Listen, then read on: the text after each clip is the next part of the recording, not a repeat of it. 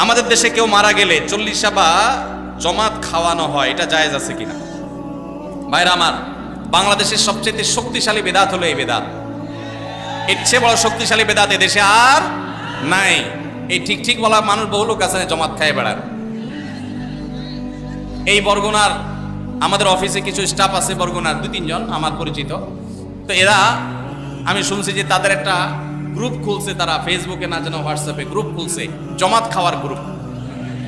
কোথায় কখন কে মরে, কোথায় কার মরার খাওয়ান হয়, ওই গ্রুপে জানাই দিলে সবাই দলে দলে সেখানে চলে যায়। এটা তারা এক এক ইউনিয়নের এক একজন মিলে এটা করছে, যাতে কোনো ইউনিয়নের জমাত যাতে মিস না হয়। তো ভাই, এটা হলো সবচেয়ে শক্তিশালী বিদআত। কেন? আমি একটা কথা প্রায় বলি, আপনি গুগলে গিয়ে, সবার হাতে হাতে এখন আজকাল মোবাইল আছে, স্মার্টফোন আছে, গুগলে গিয়া শ্রাদ্ধ লিখে সার্চ দিবেন, তালিবেশ্বর রফালা আকার দয়ের পিঠে বড় ধ, শ্রাদ্ধ। শ্রাদ্ধ লিখে যদি আপনি সার্চ দেন, আপনি দেখবেন সার্চের যে রেজাল্ট আসবে আপনার চোখ খুলে দিবে। কি? হিন্দুদের মধ্যে একটা ধারণা আছে, সেটা হলো যদি কোনো মানুষ মারা যায়, যে মারা যায় তার মৃত্যুর পর এলাকাবাসী আত্মীয় স্বজন সবাইকে দাওয়াত দিয়ে না খাওয়ানো হলে ওই লোক স্বর্গে সোনা দানা পায়, খাওন পায় না, সে না খায় কষ্ট করে।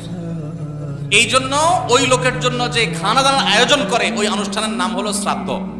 ওইটার নাম কি ভাই? শ্রাদ্ধ। গুগল করে দেখেন, পেয়ে যাবেন হাতের কাছে। আমাদের সাবকন্টিনেন্টে যেহেতু হিন্দু ভাইদের সাথে আমাদের সামাজিক সহাবস্থান আছে, তারা তাদের ধর্ম পালন করেন। আমি তাওহীদবাদী, আমি ইমানদার, সেই জায়গা থেকে আমি শিরকে, আল্লাহর নিকট সবচেয়ে অপরাধ মনে করে বাঁচার চেষ্টা করি। কিন্তু তারটা তিনি করেন, তারটা তিনি করে, এটা তার ব্যাপার। কিন্তু তাদের সাথে মিশার ফলে তাদের অনেক সংস্কৃতি আমাদের মুসলমানদের মধ্যে চলে আসছে, আমরা টেরও পাই নাই। এই যে মানুষ মারা যাওয়ার পরে যে খাওয়ার অনুষ্ঠান মৃত ব্যক্তির ওয়ারিসদের উপরে চাপানো হয়, এটা ওই শ্রাদ্ধ থেকে এসেছে। এটা ইসলামে নাই। ইসলামে আছে উল্টাটা। উল্টা কি? একটা মানুষ মারা গেছেন, নবী সাল্লাল্লাহু আলাইহি সাল্লাম বলেছেন অমুক মারা গেছেন, তার পরিবারের লোকদের জন্য তোমরা খাবারের ব্যবস্থা করো। কেন? কারণ তাদের রান্না করার মতো মানসিক অবস্থা নাই। আমরাও সেটা করি, অবশ্য আপনারাও করেন। কেউ মারা গেলে তার আত্মীয় স্বজন, তার ছেলে মেয়ে, বউ বাচ্চাদেরকে খাওয়ান দাওয়ান দেন, 2 দিন 3 দিন একটু খাওয়ান টাউন পাঠান, এরপরে 40 দিনের দিন সুদে আসলে একসাথে উঠায় নেন। কি বলেন? খাবার পাঠান গামলায় করে একটু, আর খাওয়ার সময় গোটা গরুটা খেয়ে ফেলেন এলাকার মানুষ। বাপ মারা গেছে, আপনি খুশি না বেজার? খুশি না বেজার? আপনার মা মারা গেছে, আপনি খুশি না বেজার?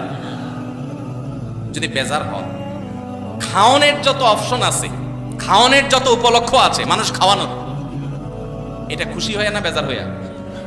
যেমন মানুষ বিয়ে করছে, খুশির চোটে অলিমা খাওয়ায়, এটা সুন্নাত। কারোর বাচ্চা হয়েছে, খুশি, এজন্য সে আকিকা খাওয়ায়।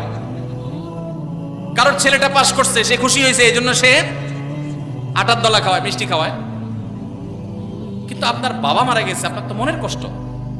আপনি যেভাবে জিয়াফত দিচ্ছেন, আপনি যেভাবে মেজবানি খাওয়াচ্ছেন, এটা দেখে তো মনে হচ্ছে আপনি অনেক খুশি যে বাপটা চলে গেছে, এখন জমি জমার ভাগ্যগুলো আমরা পাবো। এই উসিলা সবাই খাওয়াই। আল্লাহ আমাদেরকে হেদায়েত দান করুন। শক্তভাবে এই বেদাত আমাদের সমাজ থেকে দূর করতে হবে ইনশাআল্লাহ। আমাদের সচেতন হতে হবে। আপনার বাবা মা মারা গেছেন, ওনাদের জন্য আপনি কি করবেন? দোয়া করবেন, ইস্তেগফার করবেন, চোখের পানি ফেলবেন, দান সাদাকা করবেন। মাদ্রাসায় এতিম গরিব ছাত্ররা আছে, একবেলা খাবার টাকা দিয়ে দেন। মসজিদে কিছু ইট কিনে দেন, মসজিদের জায়গা কিনবে, সেখানে টাকা দিয়ে দেন। একজন গরিব মানুষকে কিছু টাকা দিয়ে দেন। মুর্দার তরফ থেকে সাদাকা করলে তার সব মুর্দা পায়, সেটা আপনি করেন। কিন্তু এই যে অন্য ধর্মের